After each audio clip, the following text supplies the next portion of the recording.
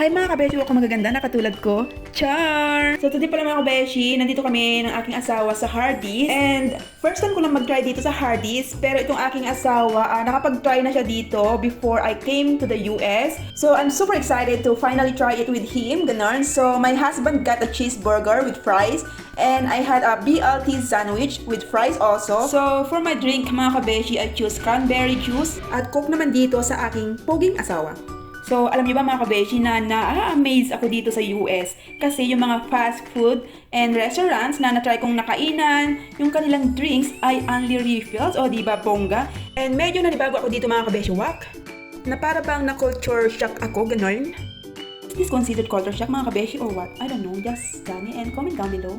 Let me know. Charot. So, okay mga kabeshi, papakainin ko na itong asawa kasi nagugutom na siya. Ako ay dagdag pa ng dagdag dito. Charot.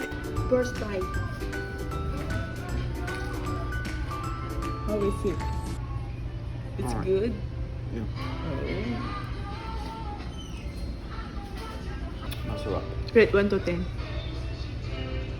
Well, I have to give it a 10. 9.5. What? 7. Why? It's not hot for one.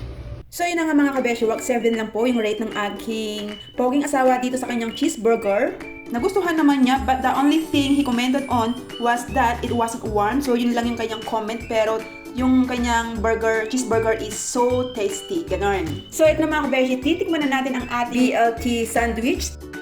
So titignan natin kung masarap nga ba mga kabeshiwak. Oh, diba? Excited na ako.